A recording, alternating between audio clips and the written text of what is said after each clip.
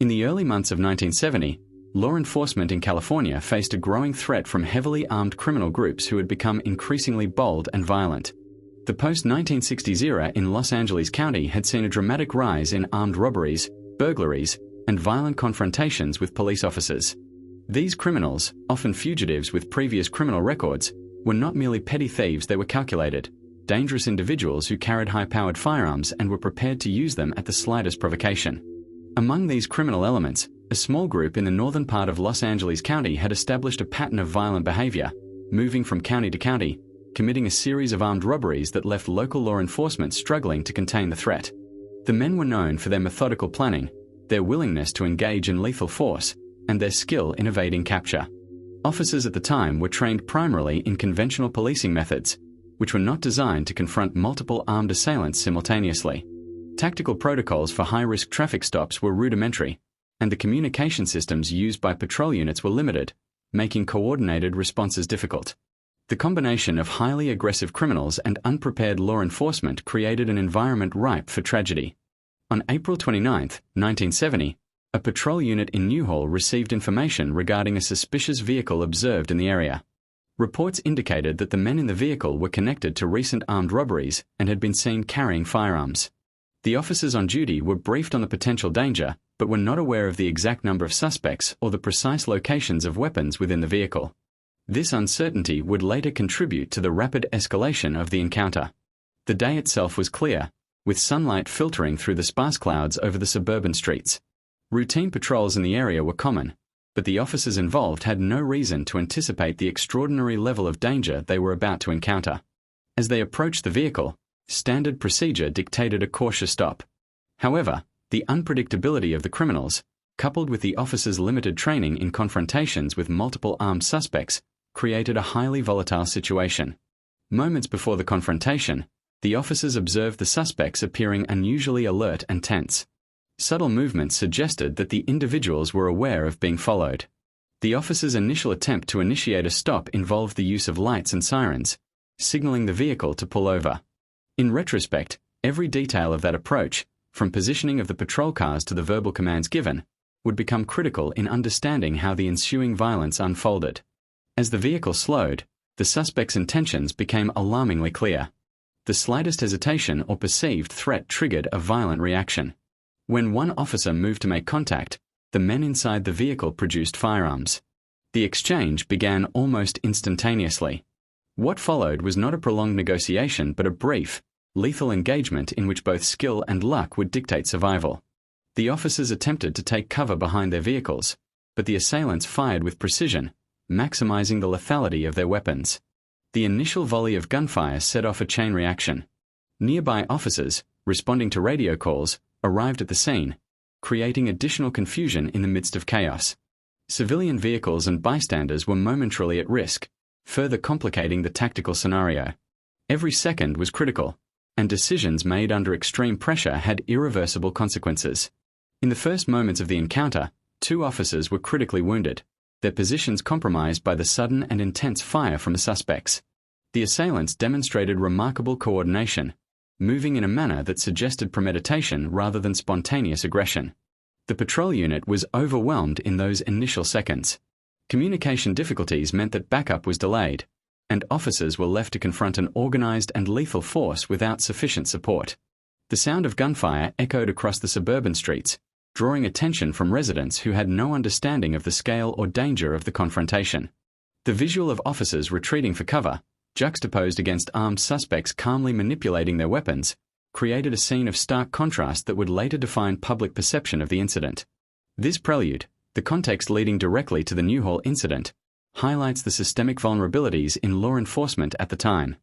The convergence of highly aggressive criminals, unprepared officers, and the limitations of tactical response created conditions in which tragedy became almost inevitable. The events of that day were not isolated. They were the culmination of months of escalating criminal activity, coupled with insufficient institutional preparation to face a lethal threat in real time. The Newhall Incident, as it would later be known, did not emerge spontaneously. It was the product of environment, preparation, and error, a convergence of forces that would shock the nation. In retrospect, every decision made by the officers, from the approach to the communication attempts and positioning of vehicles, would be scrutinized, analyzed, and debated in the years to follow. Yet, in those moments, the officers acted with courage under extreme threat, unaware of the full scale of the danger. In the next chapter, we will examine the confrontation itself, the sequence of gunfire, the tactical decisions, and the immediate casualties that made the Newhall Incident one of the deadliest encounters between law enforcement and armed criminals in modern American history. The morning of April 29, 1970, began like any other in Newhall, a quiet suburban community in northern Los Angeles County. Police officers patrolled the streets, largely expecting routine calls, traffic stops, and minor disturbances. However, unknown to them, a vehicle carrying for highly dangerous and heavily armed men had entered the area, setting the stage for one of the deadliest confrontations in the history of American law enforcement. The officers involved were experienced in standard patrol duties but had little preparation for facing multiple suspects armed with high-powered firearms simultaneously. The criminals were equally aware of law enforcement tactics and had developed a pattern of rapid, violent engagement when threatened. As the patrol officers identified the suspicious vehicle, they initiated a routine traffic stop. The suspects' reactions were immediate. Instead of complying, the men reached for their firearms. Within moments, a chaotic volley of bullets erupted across the narrow street. The initial shots came with overwhelming force, catching the officers off guard. The sounds of gunfire shattered the morning calm, echoing through residential streets and alarming nearby civilians. Vehicles in adjacent lanes swerved to avoid stray rounds, while officers scrambled to find cover behind patrol cars, trees, and any solid objects that could shield them from the deadly barrage. The gunfire was relentless. Each suspect had adopted a position that allowed maximum visibility and firing potential while minimizing their own exposure. The officers, trained primarily for single adversary engagements, found themselves outmatched in both coordination and firepower. The rapid succession of bullets rendered conventional tactics nearly ineffective. One officer attempted to approach the vehicle to issue verbal commands, but before any words could be exchanged, he was struck and forced to take immediate cover. The intensity of the assault made it impossible to determine the exact source of every shot, creating a disorienting and terrifying environment. As the engagement continued, additional units were alerted to the scene via radio communication. Backup officers began arriving, but the confusion of the ongoing firefight complicated coordination. Some backup units were unsure of where to position themselves, fearing friendly fire, while others faced line-of-sight obstructions created by parked cars and residential structures. Despite their efforts to intervene, the officers could not immediately neutralize the threat posed by the suspects. Every second of delay increased the risk of further casualties. Within moments, 2 of the initial officers were critically wounded. Their injuries were severe, and the rapid pace of the confrontation left little opportunity for immediate medical assistance. The suspects exploited the chaos, moving with strategic precision to maximize the effectiveness of their firearms. Each shot fired was deliberate, aimed not just at evasion but at incapacitating the officers. The violence was methodical, revealing a calculated approach rather than spontaneous aggression. Civilians witnessing the events from a distance reported seeing officers take cover while bullets ricocheted off nearby surfaces, creating an impression of total chaos. The tactical limitations of the police units became painfully evident. Firearms used by the officers were of standard issue, while the suspects carried high-caliber weapons capable of greater range and lethality. The disparity in firepower, combined with the officers' lack of coordinated cover tactics for multiple assailants, resulted in a rapidly deteriorating situation. The officers' training had not prepared them for this level of simultaneous threat, and improvisation became their only option.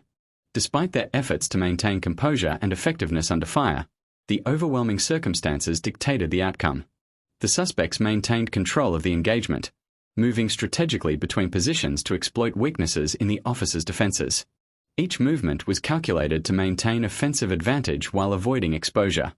The officers attempted to regroup, but the rapid exchange of fire prevented effective coordination. In less than 10 minutes, the intensity of the firefight reached its peak. By this time, 3 officers had sustained critical injuries, and the 4th was struggling to return effective fire while also providing cover for his wounded colleagues. The street had become a battleground, with overturned vehicles, debris, and spent shell casings marking the intensity of the confrontation. In the midst of the chaos, the suspects demonstrated remarkable awareness of their surroundings. They coordinated movements to avoid crossfire while continuing to target officers. The officers' radios crackled with calls for assistance, but the ongoing engagement rendered communication partially ineffective. Backup units were forced to approach with extreme caution, mindful of the risk of friendly fire and the unpredictable behavior of the suspects. Civilians in the area were ordered to take cover, with some being evacuated from nearby homes. The intensity of the firefight and the potential for collateral damage made the situation highly volatile. Despite repeated attempts to subdue the suspects, the officers were unable to neutralize the threat during the initial confrontation. The suspects continued firing, maintaining a position of dominance over the scene. Each shot fired by the criminals increased the likelihood of further casualties, and the officers faced the stark reality that without reinforcements and strategic coordination, survival was uncertain. The exchange of fire lasted only minutes, but within that brief period, the consequences were catastrophic. By the end of the engagement, 4 officers had been fatally wounded. Their sacrifice underscored the lethal reality of confronting multiple armed criminals without adequate tactical support. The suspects eventually retreated, exploiting the confusion to escape the immediate scene. Their withdrawal did not signal an end to the incident, but marked the transition to a complex and intensive investigation. The firefight at Newhall had demonstrated the vulnerability of even trained police officers when confronted with a well-prepared, coordinated, and heavily armed criminal group. It exposed the limitations of existing tactics and highlighted the urgent need for revised protocols in high-risk engagements. The Newhall incident immediately captured national attention. Law enforcement agencies, policymakers, and the public sought answers regarding how such a catastrophic loss of life could occur. Questions regarding tactical preparation, communication systems, and the training of officers became central to discussions on law enforcement reform. The incident also sparked broader conversations about criminal behavior, the escalation of violent crime, and the necessity of adequate equipment and training to protect officers in the line of duty. In retrospect, the confrontation serves as a case study in the extreme hazards faced by officers during high-risk stops. The precise coordination of the suspects, their rapid and effective use of firearms, and the officers' limited tactical options combined to produce one of the deadliest single engagements in modern American policing. The Newhall incident would later influence the development of special tactical units, the implementation of more rigorous training programs, and changes in firearm policies for patrol officers. This chapter has detailed the immediate confrontation, the rapid escalation, tactical challenges, and tragic casualties that defined the Newhall incident. In the next chapter, we will examine the aftermath, the investigation, the search for the suspects, the public reaction, and how this incident shaped law enforcement practices in the years to follow. The immediate aftermath of the Newhall incident marked the beginning of one of the most intensive and scrutinized criminal investigations in California law enforcement history. The fatal shooting of 4 patrol officers in a matter of minutes had sent shockwaves through the state, raising urgent questions about officer preparedness, tactical training, and the escalating threat posed by armed criminals. Within hours of the confrontation, detectives and investigators descended upon the scene, meticulously documenting every detail. Photographs were taken of the street, the positions of vehicles, bullet casings, and blood spatter. Every observable element was catalogued to create an accurate reconstruction of the shootout. The investigation revealed that the suspects had been highly organized, carrying multiple firearms and coordinating their movements to maximize defensive advantage while maintaining aggressive offensive positions. Forensic analysis of the spent shell casings indicated the caliber and trajectory of bullets fired by both the suspects and officers, allowing investigators to establish the sequence of events with remarkable precision. Witness statements from nearby civilians, though often fragmented due to the shock of the sudden gunfire, provided additional insight into the chaos of the confrontation and the rapid progression of events. Law enforcement agencies across the region mobilized to track the suspects, who had fled the scene in the midst of the gunfire. Patrol units were instructed to maintain checkpoints on all major roads, while investigative teams began compiling criminal histories of the individuals believed to be involved. It became evident that the suspects were not new to violent crime. Several had been involved in previous armed robberies, assaults, and confrontations with police. Their prior experiences contributed to their calculated approach during the Newhall Shootout, demonstrating a combination of tactical knowledge, fearlessness, and ruthlessness. The investigation also highlighted systemic vulnerabilities within law enforcement at the time. Officers were equipped with standard sidearms, which were often outmatched by the high-powered weapons carried by the suspects. Tactical protocols for multi-assailant engagements were rudimentary, and interdepartmental communication faced significant delays due to technological limitations. These deficiencies became focal points in the post-incident analysis, leading to widespread discussions about reform, modernization of equipment, and enhancement of tactical training programs. Public reaction to the Newhall incident was immediate and intense. News of the deaths of 4 officers spread rapidly, dominating both local and national media coverage. The tragedy resonated deeply with communities across the country, particularly in California, where residents expressed outrage and grief over the loss of public servants in the line of duty. Editorials called for stricter law enforcement measures, improved officer training, and greater accountability for armed criminals. At the same time, the media coverage contributed to an atmosphere of fear, emphasizing the growing dangers faced by both police and civilians in the face of increasingly violent crime. Authorities worked tirelessly to apprehend the suspects. Investigators reconstructed the flight path taken by the criminals following the shootout, identified potential hideouts, and coordinated with neighboring jurisdictions to increase the likelihood of capture. Surveillance, stakeouts, and informant networks were deployed to track movements, while forensic evidence collected at the scene provided critical leads. Despite these efforts, the suspects remained elusive, further intensifying the pressure on law enforcement agencies to resolve the case quickly and prevent additional loss of life. One of the most significant outcomes of the investigation was the detailed reconstruction of the shootout itself. By analyzing ballistic evidence, vehicle positions, and the trajectory of gunfire, investigators were able to piece together the precise sequence of events leading to the officers' deaths. This reconstruction not only provided closure for the families of the fallen officers, but also became a critical training tool for law enforcement agencies seeking to prevent similar tragedies in the future. It revealed the limitations of conventional patrol tactics when confronted by multiple assailants armed with high-powered firearms and underscored the need for specialized tactical response units. The investigation also prompted a broader examination of police culture and protocol. Officers were encouraged to adopt more rigorous risk assessment strategies, maintain heightened situational awareness, and develop contingency plans for engagements with armed criminals. Training programs were revised to incorporate lessons learned from a Newhall incident, including the importance of cover, coordination, and communication under fire.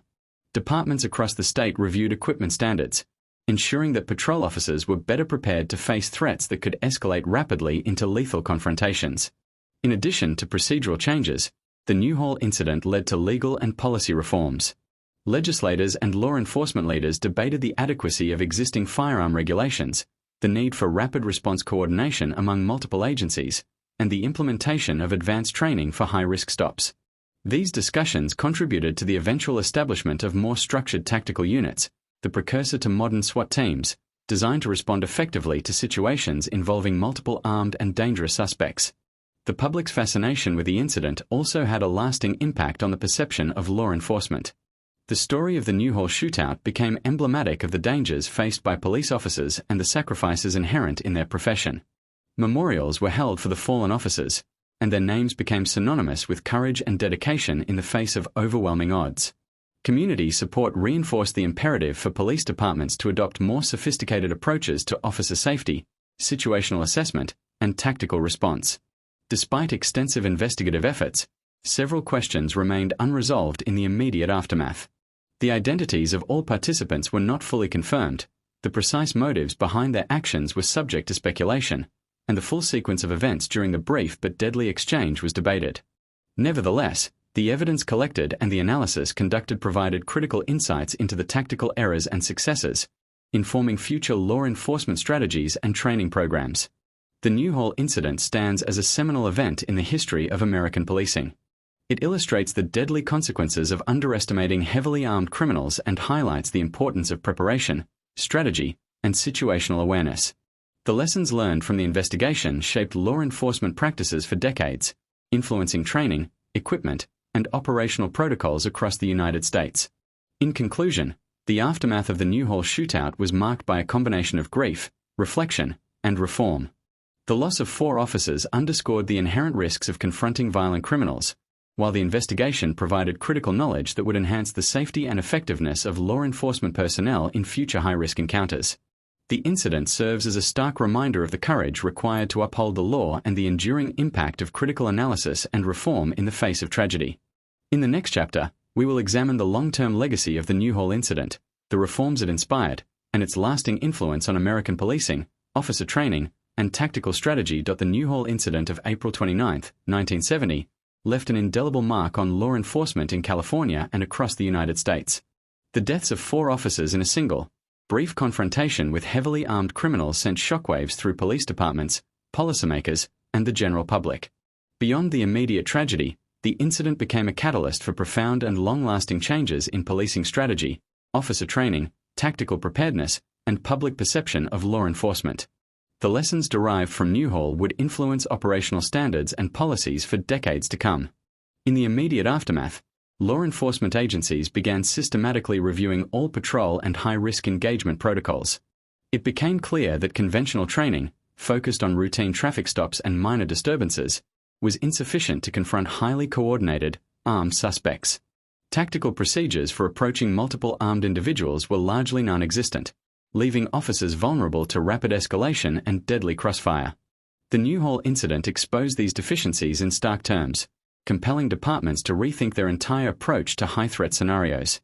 One of the most significant reforms initiated in response to the Newhall tragedy was the development and formalization of specialized tactical units.